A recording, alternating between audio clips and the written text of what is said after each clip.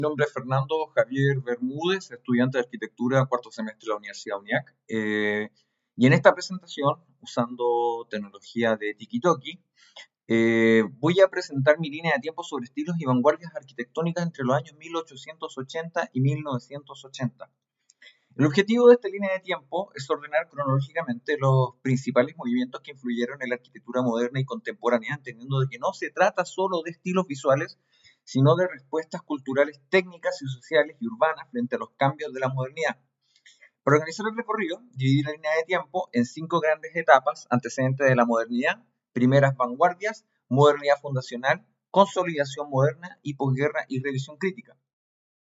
En primer lugar, dentro de los antecedentes de la modernidad aparece el movimiento Arts and Crafts, desarrollado aproximadamente entre 1880 y 1910. Este movimiento surgió en Inglaterra como una reacción frente a los efectos negativos de la industrialización y la producción masiva de baja calidad. Su importancia está en que defendió el oficio, la artesanía, la honestidad material y la integración entre el arte, arquitectura, diseño y vida cotidiana. En este sentido, Arts and Crafts no fue moderno en el sentido formal del siglo XX, pero sí preparó el camino hacia una arquitectura más consciente de la relación entre forma, materialidad, función y proceso constructivo. Luego incorporé la Escuela de Chicago entre 1880 y 1915. Esta corriente es fundamental porque representa una respuesta técnica y urbana al crecimiento de la ciudad industrial, a diferencia del Arts and Crafts, que mira hacia el oficio. La Escuela de Chicago mira hacia la estructura metálica, el edificio comercial en altura, las grandes ventanas y el origen del rascacielos moderno. Su aporte principal fue demostrar que la arquitectura podía transformarse a partir de los avances técnicos, la estructura y las nuevas necesidades de la ciudad. También en esta etapa aparece el Art Nouveau entre 1890 y 1914. Este estilo buscó superar el historicismo académico mediante un lenguaje ornamental nuevo, inspirado en la naturaleza, las líneas curvas, los motivos vegetales y el uso expresivo del hierro, el vidrio y la cerámica. A diferencia de la arquitectura moderna posterior, el Art Nouveau no elimina el ornamento, sino que lo integra a la estructura y al espacio. Por eso funciona como una transición entre el siglo XIX decorativo y las vanguardias modernas del siglo XX. En la segunda etapa corresponden las primeras vanguardias, donde ya no se busca solamente renovar la arquitectura, sino romper con las formas tradicionales de pensar el arte, la ciudad y el espacio. El primer movimiento de esta etapa es el futurismo entre el 1909 y 1920. Esta vanguardia italiana celebró la velocidad, la máquina, la electricidad, la industria y la ciudad moderna. En arquitectura su principal referente fue Antonio Sant'Elia, quien imaginó una ciudad dinámica, vertical, tecnológica e infraestructural. Aunque el futurismo produjo pocas obras construidas, su valor está en haber creado una imagen radical de la ciudad moderna como sistema de movimiento. Después aparece el expresionismo, entre 1910 y 1930. Esta corriente se desarrolló principalmente en Alemania y en Europa Central y planteó una arquitectura cargada de emoción, tensión simbólica y fuerzas plásticas. A diferencia de las corrientes más racionalistas, el expresionismo no buscó una arquitectura neutra, sino una arquitectura capaz de transmitir intensidad espacial.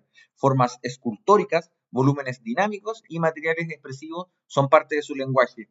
La Torre Einstein de Henry Mendelssohn es un buen ejemplo de esta búsqueda. Luego está el dadaísmo entre 1916 y 1924. Aunque no fue un estilo arquitectónico construido en sentido estricto, fue importante porque cuestionó la razón, el arte tradicional, el orden académico y los valores culturales establecidos durante la Primera Guerra Mundial. Su influencia en la arquitectura puede entenderse desde el collage, el montaje, la fragmentación y la crítica a las formas convencionales de composición. Bueno, acá tengo que hacer una aclaración. Tiki-Toki me ordena por tiempo, digamos, las presentaciones. Por ende voy a avanzar un poco más y se encuentra el surrealismo. Me lo tiene ubicado acá en el año 1924, porque dice que esta línea aparece desde esta fecha hasta aproximadamente 1940, en su etapa histórica principal. El surrealismo se centró en los sueños, el inconsciente, la imaginación y las asociaciones inesperadas. Tampoco fue un estilo arquitectónico cerrado, pero sí influyó en la forma de imaginar espacios imposibles, ambiguos, simbólicos o fantásticos.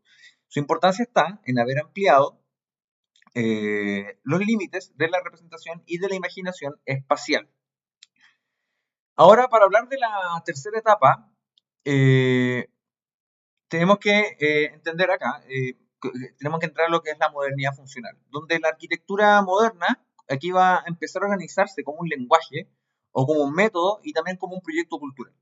Aquí aparece The Stigel. Entre 1917 y 1931 este movimiento neerlandés propuso la reducción radical de las formas mediante líneas rectas, planos ortogonales, equilibrio asimétrico y colores primarios.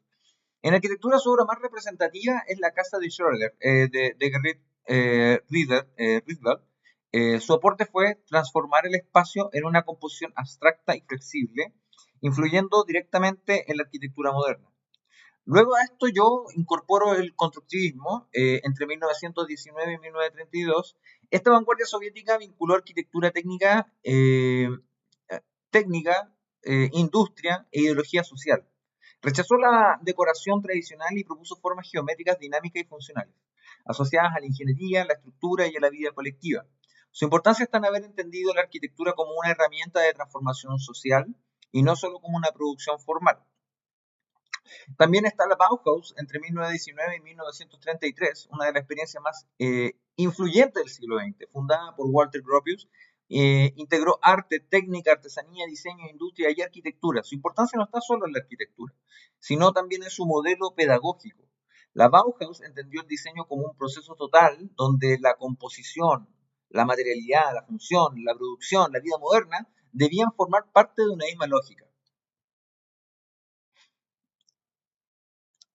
Bueno, la cuarta etapa corresponde a la consolidación moderna, donde muchas de estas ideas se transforman en lenguajes arquitectónicos reconocibles y de gran influencia internacional. Bueno, en primera parte aparece el Art Deco entre 1920, el Art Deco entre 1920 y 1940. Este estilo representa una modernidad distinta a la racionalista porque no elimina la decoración, sino que la transforma en geometría, verticalidad, lujo urbano y sentido del progreso. Fue frecuente en rascacielos, teatros, cines, hoteles y edificios públicos. Por ejemplo, tenemos el Chrysler Building, que es una obra muy representativa de esta modernidad visual, cosmopolita y ligada a la ciudad. Luego está el movimiento moderno, que entre 1920 y 1950, esta corriente fue central para la arquitectura del siglo XX. Propuso superar los estilos históricos mediante la arquitectura funcional, racional, higiénica y social, apoyada en materiales como el hormigón armado, el acero y el vidrio. Obras como la Vía Savoy de Le Corbusier muestran principios como la planta libre, los pilotis, la ventana horizontal, la fachada libre y la cubierta plana. Aquí la arquitectura deja de ser un estilo y se convierte en una forma de reorganizar la vida moderna. Después de esto aparece el estilo internacional. Esto sucede entre el año 1925 y el 1965. Este estilo parece que puede entenderse como una codificación global del movimiento moderno. Se caracteriza por volúmenes simples, ausencia de ornamento, plantas libres, fachadas lisas y uso de vidrio, acero y hormigón. Su intención fue construir un lenguaje universal de la arquitectura moderna, aplicable en distintos contextos. Acá tenemos, por ejemplo, el pabellón de Barcelona de Mies van der Rohe, el cual es una obra clave para entender esta búsqueda de la abstracción, claridad espacial y precisión material. También incorporé acá los CIAM o Congresos Internacionales de Arquitectura Moderna entre 1928 y 1959. Su importancia está en que llevaron las ideas del movimiento moderno desde el edificio individual hacia la escala urbana. Los CIAM promovieron la ciudad funcional, organizada según actividades como habitar, trabajar, circular y recrearse. Esta visión influyó profundamente en la vivienda colectiva, la planificación urbana y los debates sobre la ciudad moderna en el siglo XX. Finalmente, la quinta etapa corresponde a la posguerra y revisión crítica. Esto sucede entre aproximadamente 1950 y 1980. En este periodo la modernidad no desaparece, pero comienza a ser revisada, intensificada o cuestionada.